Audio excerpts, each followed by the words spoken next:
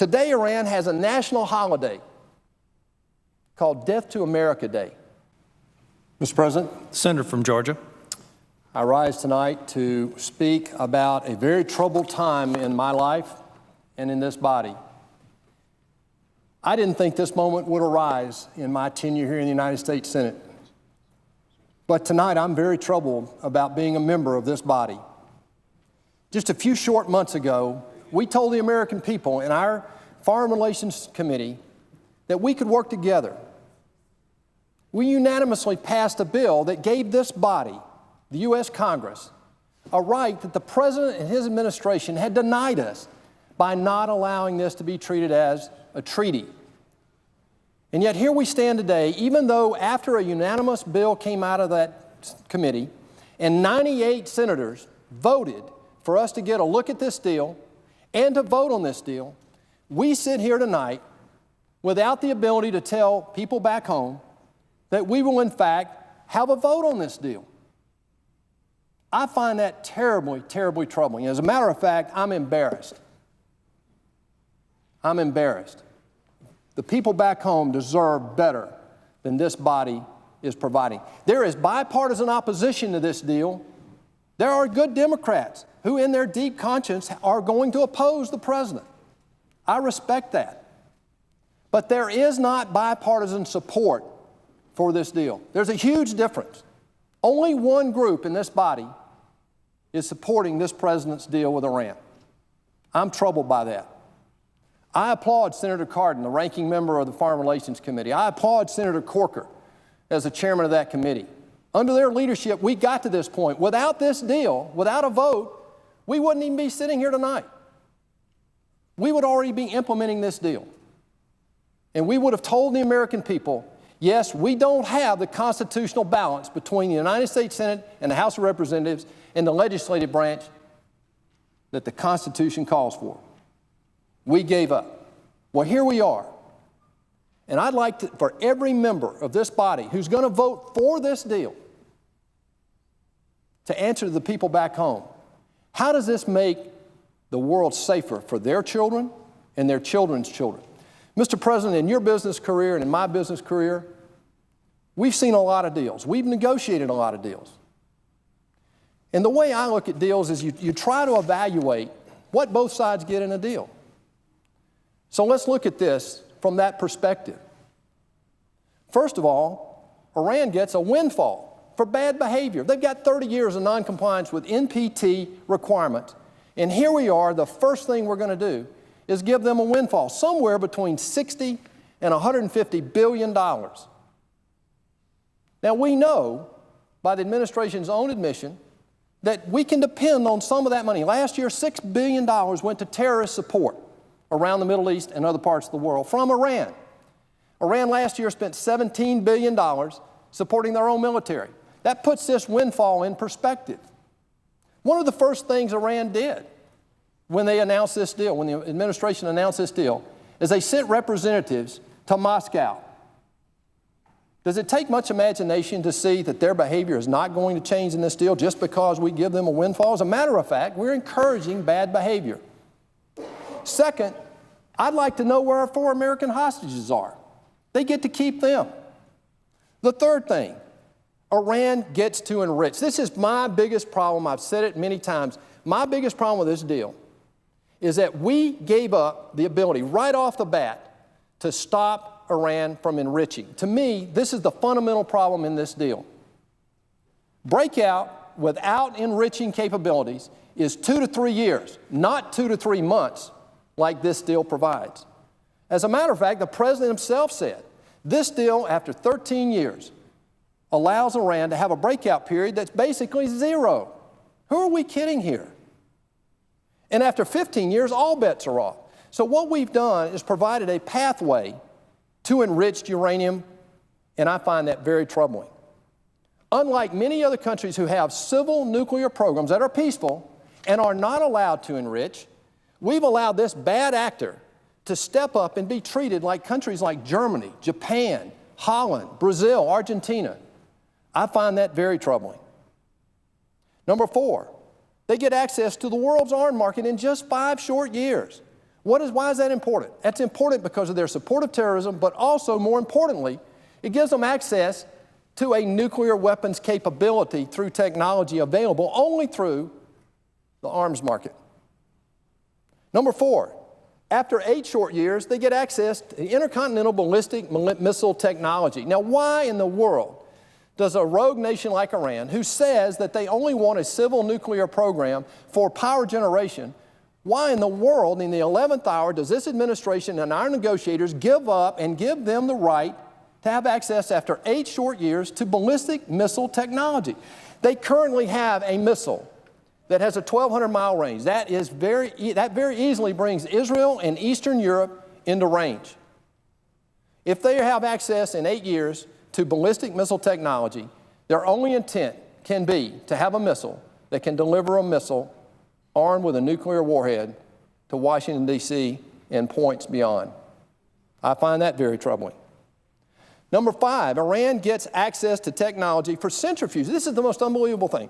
Not only do they get to keep every centrifuge, they're not destroying one centrifuge. 19,000, they get to keep 5,000 or so active. They don't have to destroy any one. But I agree with what Senator Langford just said, and that is this.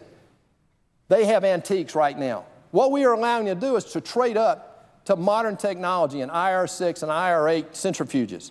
There's only one reason for that. It shortens the time for them to develop enough fissile material to have a nuclear weapon.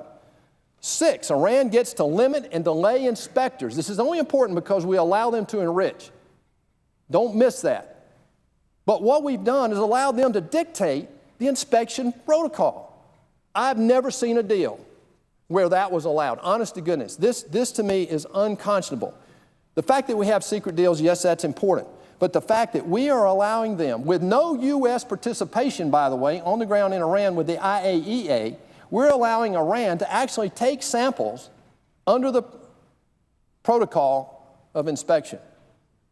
The side deals are unconscionable. I would never, in business, sign a deal where every legal document was not exposed. How in the world? I understand these side agreements are normal operating procedure between the IAEA and their countries that they're inspecting. This is different. This is a public, global deal dealing with a rogue country like Iran, and we need to see that. I can't imagine how we would approve a deal, anybody would approve a deal and go home and explain to their constituents how this makes sense for the safety of their children and grandchildren when we don't know what's in every legal document. Now, what do we get? I would argue that basically what I hear, the number one goal from this administration is a legacy for this failed president. I'm sorry, but that's the only real benefit I can see.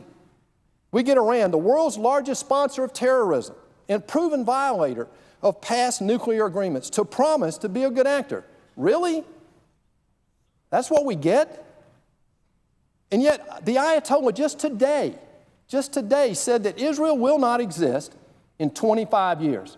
This does not sound like a good actor to me, who's going to change their behavior because we have brought them into the community of nations.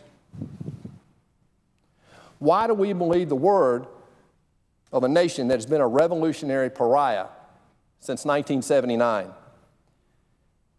Have we forgotten that 52 United States American citizens for 444 days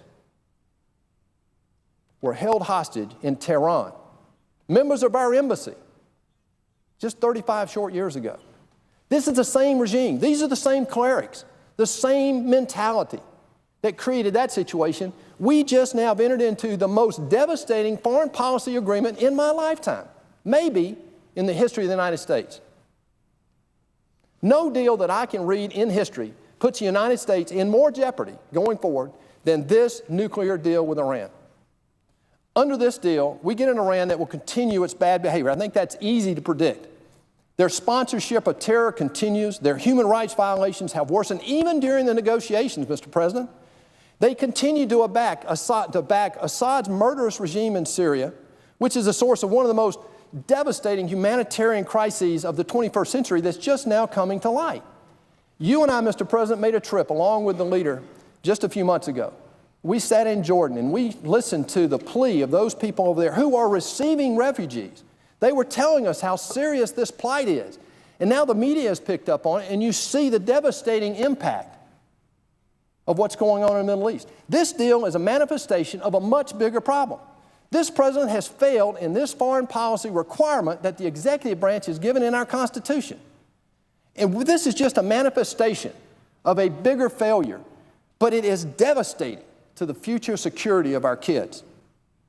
Today, Iran has a national holiday called Death to America Day. As a matter of fact, one of the 4 hostages just this year, earlier this year, was moved from the second worst prison in Iran to the worst prison in Iran, and guess what day he was moved on? Death to America Day. I find that insulting. Mr. President, as we just heard, there are 3 things. I have a little different look at what a country needs to have a nuclear weapon. First of all, I'm an engineer, so this will be very pedantic, and I'll be very careful with this, but quickly, a country needs 3 things. First of all, they have to have fissile material. We allow this in this deal. There's a pathway for them to get there legally. They don't have to violate this agreement. They will eventually get there in a very, very short period of time. The second thing is they have to have a device for a warhead. In 5 short years, they have access to the military arms community, where that's totally accessible today.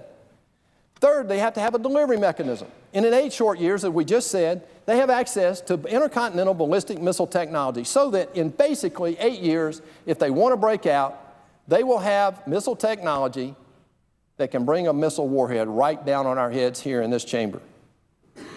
Without domestic enrichment, Iran's breakout period is really 2 to 3 years. Again, not 2 to 3 months.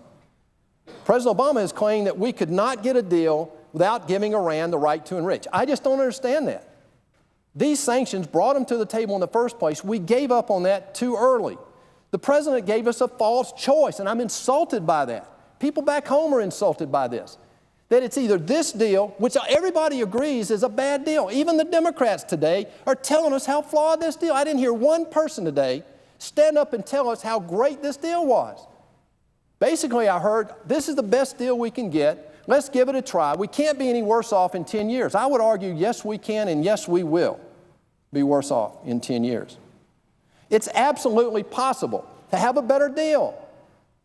We don't need a P5+1 if, in fact, we have the determination to make our own sanctions stick.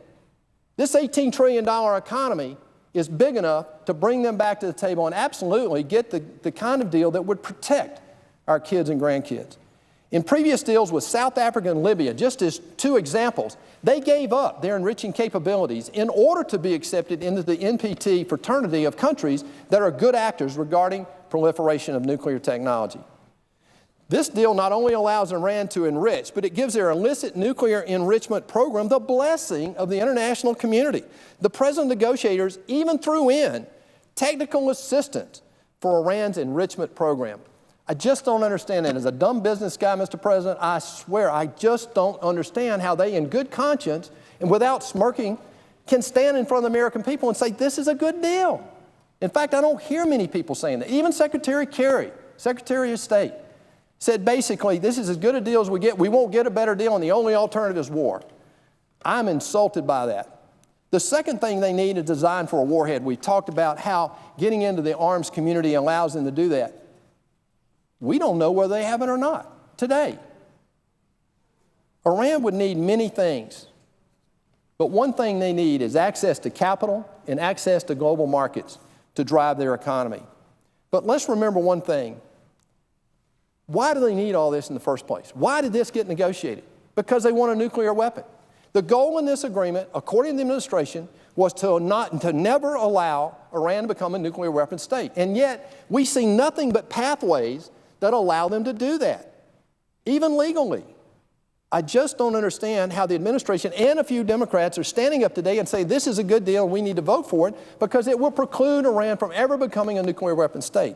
It just doesn't do that. As a matter of fact, in 1994, we signed a similar deal with North Korea. The president at that time, President Clinton, told the American people that if we voted on that deal would guarantee we'd never have a nuclear weapon on the peninsula of Korea. Well, how'd that work out for us? I would argue that today we're facing a similar situation that's just as predictable. Looking at the facts, we can see this deal all but guarantees a nuclear Iran. I can't support this in good conscience. Mr. President, this is one of the worst deals I've seen in my lifetime. I'm embarrassed that we sit here in front of the American people and actually have to discuss this. This is so bad. It is so threatening to our children and our children's children that we have got to stand up and we've got to fight this all the way through to get a vote on it, first of all, and to defeat this. I urge my colleagues to join me tonight and this week in opposing this deal. Thank you, Mr. President, and I yield my time. Mr. President. I'm the leading state sponsor of terrorism.